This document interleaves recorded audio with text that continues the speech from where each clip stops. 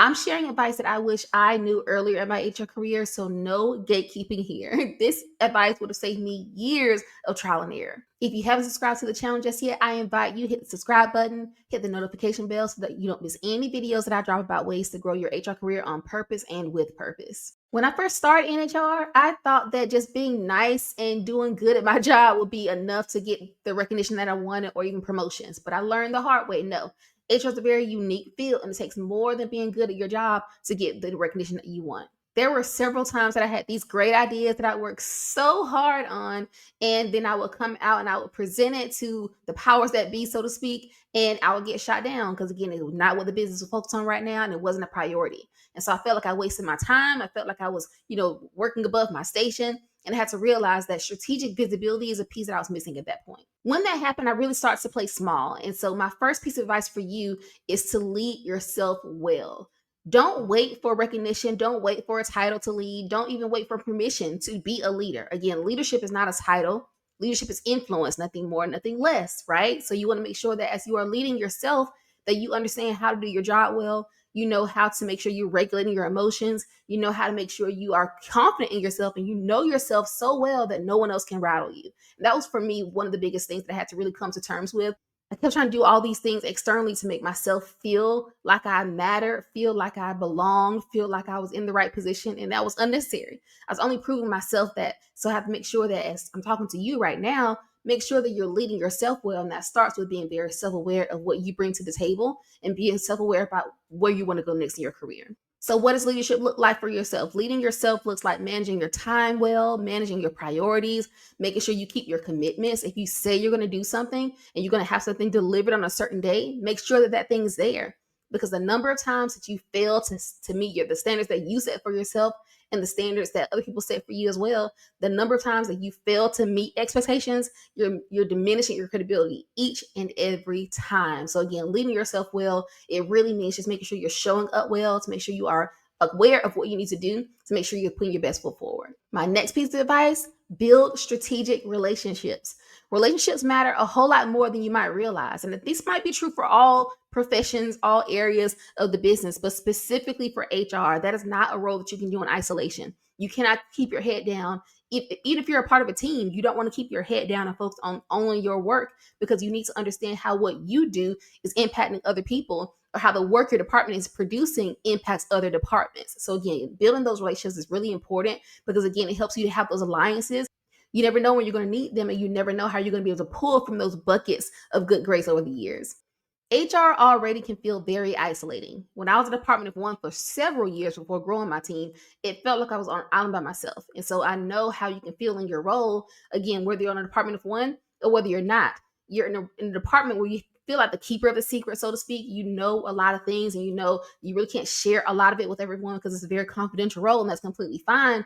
But again, have ways and find ways to connect with your managers, connect with your department leaders, connect with your senior leadership team, connect with your frontline staff, connect with everyone in the business, and don't work in isolation. Within your company, work on projects that impact multiple departments. Talk about the way that your work impacts someone else, or the way someone else's work is impacting you. Make other people realize the way HR is integrated within the business.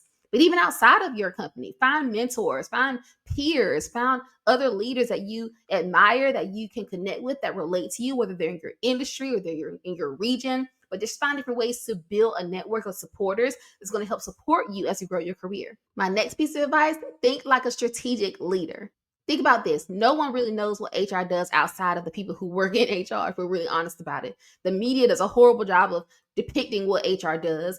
The movies, the memes, the TV shows. HR is always just the person over there, again, the keeper of the notes and the keeper of the policies, and they have no idea how much HR does. Because they don't understand what HR does, you really can't fault them for not treating you like a business partner. So you got to be that person for yourself. You got to be the one to show them what HR can be. Show them how HR impacts the business. Show them and explain to them how HR functions and HR responsibilities can impact where the company is going, in positively and negatively, if you fail to do the right things.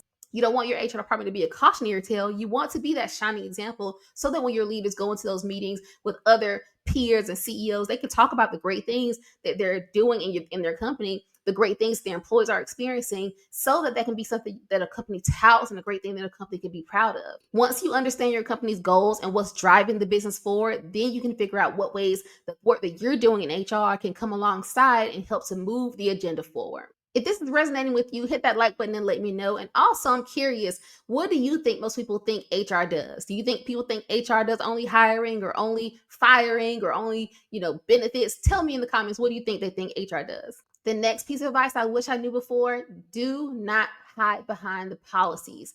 Policies are important, but they are not your entire job.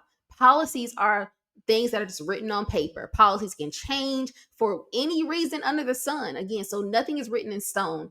Everything that you do in your HR role, anything that you do in your career is setting a precedent. So either you're working with the policy or you're finding ways outside of the policy. But even then, precedent matters more than policy. And the heart that you move forward with, or the spirit of your policies, the spirit of the work you do, really matters more. So beyond the policies, don't hide behind the rule book. Don't hide behind the things that are written on paper and hold people to such a rigid standard. Again, I understand the reason for rules. Rules are important. Structure is important. But again, you need to remember that we're dealing with people. We're dealing with things that are important to people. And so for me, the biggest lesson was I had to remember that it's not a black or white thing all the time. You might have certain situations that make you change the policy. You might have certain situations that make you realize how foolish the policy is, or how much of a blind spot the policy has. So again, be open-minded. Again, I wish I knew this so much earlier. Be open-minded about your policies. Be open-minded about the way that you move forward in your career. It does not have to be set in stone, as long as you have a reason to change things along the way. Be the person who leaders come for support and for solving problems, not the gatekeeper, not the policy maker, not the rule enforcer. Be that resource to your leaders and to your employees to make them realize that their values are important and their input is important as well. The next piece of advice that I wish I knew sooner, and it's such a game changer because it's changed my life, honestly, is owning your development. No one is going to come and save you. And so for me, coming into HR so young, right out of college, still in college when I started in HR, I did not realize that in the professional world, and I might sound super naive now, but I didn't realize at first, in the professional world, no one's really caring about your development. They have no desire to help you grow. And the reason why that's such a light bulb moment for me when it came on for me was because when I came into the industry, came into the profession, I was still a student. And so in school, in high school, in middle school, in college, you're working with teachers and professors and guidance counselors, and they're working with you to get to that next grade. They're working with you to get that paper done, and the resources are there and the tools are there, the support is there, and there's after hours and there's all this support to help you to get to that next level or to help you to complete that task. And so when I got into the real world, I had to realize, gosh, first of all, the work is never done. So there's never like a, check the box, this is complete, move on to the next, unless you're working on projects. But the work is so continuous. That was a big game changer for me.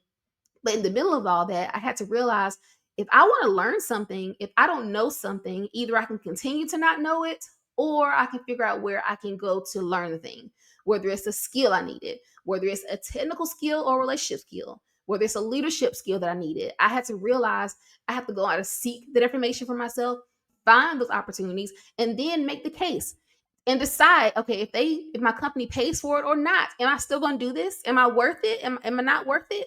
So I had to realize early on, I really figured out that I was worth it, and I invested in myself so much. And I think that that's really the key, that, and by the grace of God, just giving me the discernment to know what to invest in and to know what to reach out to and to know who to lean on and know who to lean into. I had to take control of my own career because, again, no one was coming to save me. And so for you, I want you to remember, well, no matter where you are in your career, you could be 5 days in or 5 years in or 15 years in. When was the last time you invested in yourself, for whether it's time, whether it's money, whether it's your energy, anything that you're putting into yourself? We all have limited resources. We've all got limited time. I am a married mother of 3 kids who are still in elementary school, working full time, leading this channel, coaching my clients. And so again, there are no excuses. Active in my church, there are no excuses. Like, we all make time for what we want to make time for. So the question I ask for you is, what are you worth?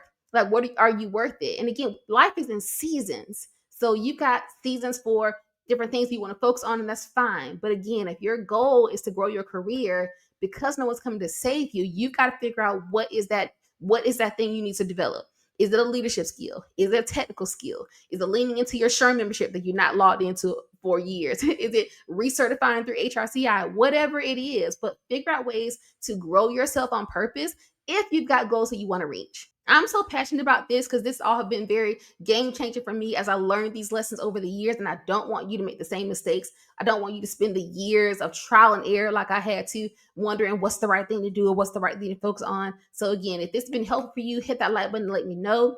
If you want support as you continue to work through your career and reach that next level of your career, whether you want a structure around your work, whether you know where to point to know that you're doing the right things, comment the words down below HR career, and I'll send you a link to book a one-on-one call with me. Once you get the link and you book the call, you'll just be you and me on the call talking about your career. I'll ask you powerful questions to move you forward, probably asking you things you've never been asked before, helping you to understand where you are in your career right now, what your goals are, and what you plan to do to get there.